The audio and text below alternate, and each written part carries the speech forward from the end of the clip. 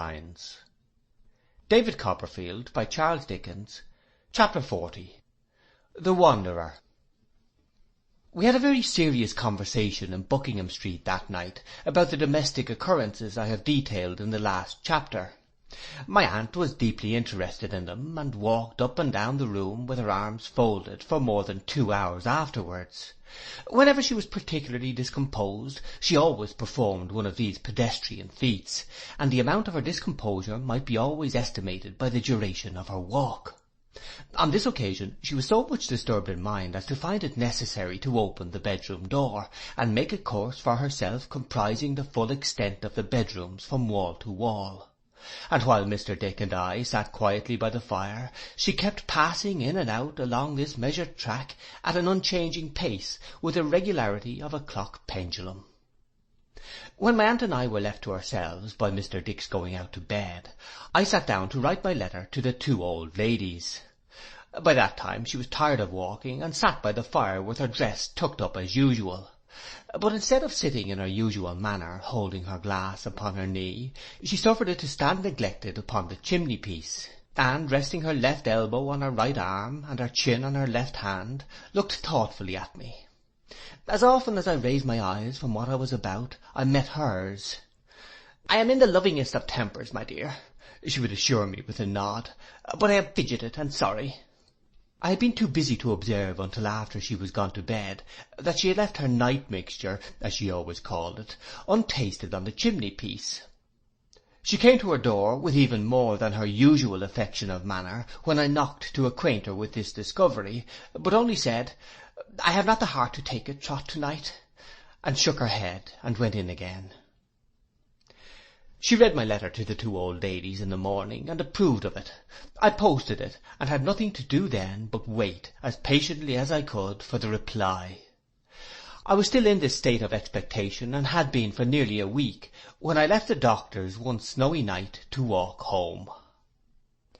It had been a bitter day, and a cutting north-east wind had blown for some time. The wind had gone down with the light, and so the snow had come on. It was a heavy settled fall, I recollect, in great flakes, and it lay thick. The noise of wheels and tread of people were as hushed as if the streets had been strewn that depth with feathers. My shortest way home, and I naturally took the shortest way on such a night, was through St. Martin's Lane. Now the church which gives its name to the lane stood in a less free situation at that time, there being no open space before it, and the lane winding down to the Strand. As I passed the steps of the portico, I encountered, at the corner, a woman's face. It looked into mine, and passed across the narrow lane, and disappeared. I knew it. I had seen it somewhere, but I could not remember where. I had some association with it that struck upon my heart directly, but I was thinking of anything else when it came upon me, and was confused. On the steps of the church there was the stooping figure of a man who had put down some burden on the smooth snow to adjust it. My seeing the face and my seeing him were simultaneous. I don't think I had stopped in my surprise, but in any case, as I went on, he rose, turned, and came down towards me. I stood face to face with Mr. Peggotty. Then I remembered the woman. It was Martha, to whom Emily had given the money that night in the kitchen. Martha Endell, side by side with whom he would not have seen his dear niece, Ham had told me, for all the treasures wrecked in the sea. We shook hands heartily. At first neither of us could speak a word.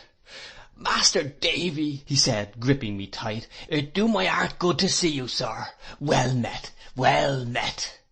"Well met, my dear old friend," said I. "I had my thoughts of coming down to make inquiration for you, sir, to-night," he said, "but knowing as your aunt was living along with you, for I've been down yonder, Yarmouth way, I was afeard it was too late. I should have come early in the morning, sir, afore going away." "Again?" said I. "Yes, sir," he replied patiently, shaking his head. "I'm away to-morrow." "And where are you going now?" I asked. "Well," he replied, shaking the snow out of his long hair, "I was a-going to turn in somewheres." In those days there was a side entrance to the stable yard of the Golden Cross, the inn so memorable to me in connection with his misfortune, nearly opposite to where we stood.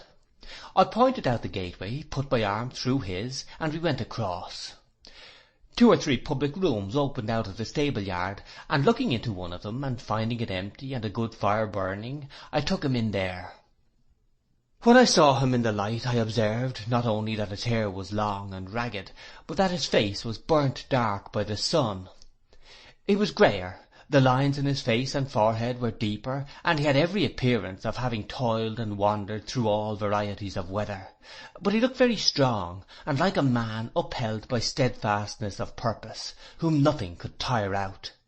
He shook the snow from his hat and clothes, and brushed it away from his face, while I was inwardly making these remarks. As he sat down opposite to me at the table, with his back to the door by which we had entered, he put out his rough hand again, and grasped mine warmly. "I tell you, Master Davy," he said, "we're all I've been, and what all we've heard. I've been fur, and we've heard little, but I'll tell you." I rang the bell for something hot to drink. He would have nothing stronger than ale, and while it was being brought and being warmed at the fire, he sat thinking. There was a fine massive gravity in his face I did not venture to disturb. "When she was a child," he said, lifting up his head soon after we were left alone, "she used to talk to me a deal about the sea, and about them coasts where the sea got to be dark blue and to lay a-shining and a-shining in the sun. I thought odd times as her father being drownded made her think on it so much. I don't know, you see, but maybe she believed or hoped he had drifted out to them parts where the flowers is always a-blowing and the country bright." "It is likely to have been a childish fancy," I replied. "When she was lost," said Mr. Peggotty, "I knowed in my mind as he would take her to them countries. I knowed in my mind as he'd have told her wonders of them, and how she was to be a lady there, and how he'd got her to listen to him first, along of such like. When we see his mother, I knowed quite as well as I was right. I went across Channel to France, and landed there as if I fell down from the sky." I saw the door move and the snow drift in. I saw it move a little more, and a hand softly interpose to keep it open. "I found out an English gentleman as was in authority," said Mr. Peggotty, "and told him I was a-going to see my niece. He got me them papers as I wanted for to carry me through. I doin' rightly know how they're called, and he would have given me money, but that I was thankful to have no need on. I thanked him kind after all he'd done, I'm sure. 'I've wrote it for you,' he says to me, 'and I shall speak to many as will come that way, and many will know you, fur distant from here, when you're a-travelling alone.' I told him, best as I was able, what my gratitude was, and went away through France." "Alone and on foot?" said I. "Mostly afoot," he rejoined, "sometimes in carts along of people going to market, sometimes in empty coaches, many mile a day afoot, and often with some poor soldier or another, travelling to see his friends. I couldn't talk to him," said Mr. Peggotty, "nor him to me, but we was company for one another too, along the dusty roads." I should have known that by his friendly tone. "When I come to any town," he pursued, "I found the inn and waited about the yard till someone turned up. Someone mostly did, as knowed English. Then I told them that I was on my way to seek my niece, and they told me what manner of gentlefolks was in the house, and I waited to see any as seemed like her going in or out. When it weren't Emily, I went on again. By little and little, when I came to a new village or that, among the poor people I found they'd knowed about me. They would set me down at their cottage doors, and give me what not for to eat and drink, and show me where to sleep. And many a woman, Master Davy, as has had a daughter of about Emily's age, I found a-waiting for me at our Saviour's cross outside the village, for to do me similar kindnesses. Some has had daughters as was dead, and God only knows how good them mothers was to me." It was Martha at the door. I saw her haggard, listening face distinctly.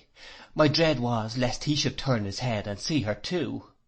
"They would often put their children, particularly their little girls," said Mr. Peggotty, "upon my knee, and many a time you might have seen me sitting at their doors, when night was coming in, almost as if they'd been my darling's children. Oh, my darling!" Overpowered by a sudden grief, he sobbed aloud. I laid my trembling hand upon the hand he put before his face. "Thank ye, sir," he said. "Do and take no notice." In a very little while he took his hand away and put it on his breast, and went on with his story. "They often walked with me," he said, "in the morning, maybe a mile or two upon the road, and when we parted and I said, 'I'm very thankful to you, God bless you,' they always seemed to understand and answered pleasant. At last I came to the sea. It weren't hard, you may suppose, for a seafaring man like me to work his way over to Italy. When I got there, I wandered on as I had done before, and people was just as good to me, and I should have gone from town to town, maybe the country through, but that I got news of her being seen among them Swiss mountains yonder. One as knowed his servants see them there, all three, and told me how they travelled, and where they was. I made for them mountains, Master Davy, day and night. Ever so far I went, ever so far the mountains seemed to shift away from me. But I came up with them and crossed them, and when I got nigh the place as I had been told of, I began to think within my own self, what shall I do when I see her?" The listening face, insensible to the inclement night, still drooped at the door, and the hands begged me, prayed me, not to cast it forth. "I never doubted her," said Mr. Peggotty. "No, not a bit. Only let her see my face, only let her hear my voice, only let my standing still afore her bring to her thoughts the home she had fled away from, and the child she had been, and if she had grown to be a royal lady, she'd have fell down at my feet. I knowed it well. Many a time in my sleep I had heard her cry out, 'Uncle,' and seen her fall like death afore me. Many a time in my sleep I had raised her up and whispered to her, 'Emily, my dear, I am come for to bring forgiveness and to take you home.'" He stopped and shook his head, and went on with a sigh. "He was nowt to me now. Emily was all. I bought a country dress to put upon her, and I know that once found she would walk beside me over them stony roads, go where I would, and never, never leave me more. To put that dress upon her, and to cast off what she wore, to take her on my arm again and wander towards home, to stop sometimes upon the road and heal her bruised feet and her worst bruised heart, was all that I thought of now. I don't believe I should have done so much as to look at him. But, Master Davy, it weren't to be, not yet. I was too late, and they were gone. Where, I couldn't learn. Some said here, some said there. I travelled here and I travelled there, but I found no Emily, and I travelled home." "How long ago?" I asked. "A matter of 4 days," said Mr. Peggotty. "I sighted the old boat after dark, and the light a-shining in the window. When I came nigh and looked in through the glass, I see the faithful creature Mrs. Gummidge sitting by the fire, as we had fixed upon, alone. I called out, 'Don't be afeard, it's Dan'l,' and I went in. I never could have thought the old boat could have been so strange." From some pocket in his breast he took out with a very careful hand a small paper bundle containing 2 or 3 letters or little packets, which he laid upon the table. "This first one come," he said, selecting it from the rest, "afore I had been gone a week. A £50 banknote in a sheet of paper directed to me, and put underneath the door in the night. She tried to hide her writing, but she couldn't hide it from me." He folded up the note again with great patience and care, in exactly the same form, and laid it on one side. "This came to Mrs. Gummidge," he said, opening another, 2 or 3 months ago. After looking at it for some moments, he gave it to me, and added in a low voice, "Be so good as read it, sir." I read as follows. "Oh, what you will feel when you see this writing, and know it comes from my wicked hand.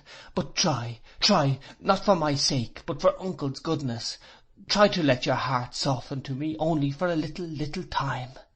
Try, pray do, to relent towards a miserable girl, and write down on a bit of paper whether he is well, and what he said about me before you left off ever naming me among yourselves, and whether of a night, when it is my old time of coming home, you ever see him look as if he thought of one he used to love so dear. Oh, my heart is breaking when I think about it. I am kneeling down to you, begging and praying you not to be as hard with me as I deserve, as I well know I deserve, but to be so gentle and so good as to write down something of him and to send it to me. You need not call me little, and you need not call me by the name I have disgraced. But oh, listen to my agony, and have mercy on me so far as to write some word of Uncle. never, never to be seen in this world by my eyes again. Dear, if your heart is hard towards me, justly hard, I know, but listen. If it is hard, dear, ask him I have wronged the most, him whose wife I was to have been, before you quite decide against my poor, poor prayer. If he should be so compassionate as to say that you might write something for me to read, I think he would, oh, I think he would, if you would only ask him, for he always was so brave and so forgiving. Tell him then, but not else, that when I hear the wind blowing at night, I feel as if it was passing angrily from seeing him and uncle, and was going up to God against me. Tell him that if I was to die tomorrow, and oh, if I was fit, I would be so glad to die, I would bless him and uncle with my last words, and pray for his happy home with my last breath. Some money was enclosed in this letter also, £5. It was untouched like the previous sum, and he refolded it in the same way. Detailed instructions were added relative to the address of a reply, which, though they betrayed the intervention of several hands, and made it difficult to arrive at any very probable conclusion in reference to her place of concealment, made it at least not unlikely that she had written from that spot where she was stated to have been seen. What answer was sent? I inquired of Mr. Peggotty. Mrs. Gummidge, he returned, not being a good scholar, sir, Ham kindly drawed it out, and she made a copy on it. They told her I was gone to seek her, and what my parting words was. Is that another letter in your hand? Said I. It's money, sir, said Mr. Peggotty, unfolding it a little way. £10, you see, and wrote inside, from a true friend, like the first. But the first was put underneath the door, and this come by the post, day afore yesterday. I'm a-going to seek her at the postmark. He showed it to me. It was a town on the upper Rhine. He had found out at Yarmouth some foreign dealers who knew that country, and they had drawn him a rude map on paper, which he could very well understand. He laid it between us on the table, and, with his chin resting on one hand, tracked his course upon it with the other. I asked him how Ham was. He shook his head. He works, he said, as bold as a man can. His name's as good in all them parts as any man's is anywheres in the world. Anyone's hand is ready to help him, you understand, and his is ready to help them. He's never been heard for to complain, but my sister's belief is, twixt ourselves, as it has cut him deep. Poor fellow, I can believe it. He ain't no care, Master Davy, said Mr. Peggotty in a solemn whisper. Kinder no care nohow for his life. When a man's wanted for rough service in rough weather, he's there.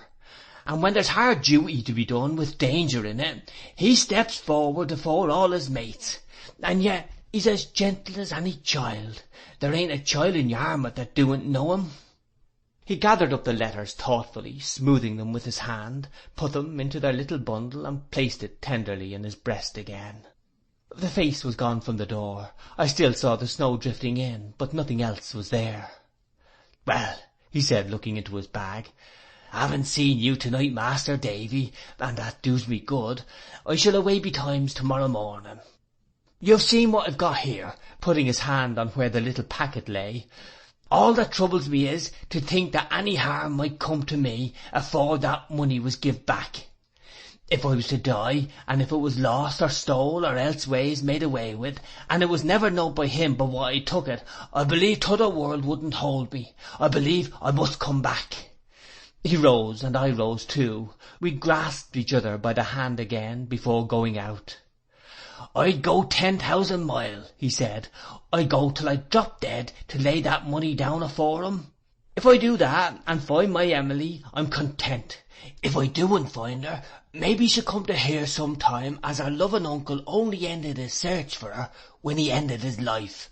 And if I know her, even that'll turn her home at last. As he went out into the rigorous night, I saw the lonely figure flit away before us. I turned him hastily on some pretence, and held him in conversation until it was gone. He spoke of a traveller's house on the Dover road, where he knew he could find a clean, plain lodging for the night. I went with him over Westminster Bridge, and parted from him on the Surrey shore. Everything seemed, to my imagination, to be hushed in reverence for him, as he resumed his solitary journey through the snow. I returned to the inn yard, and, impressed by my remembrance of the face, looked awfully around for it. It was not there. The snow had covered our late footprints. My new track was the only one to be seen, and even that began to die away, it snowed so fast, as I looked back over my shoulder. End of chapter 40.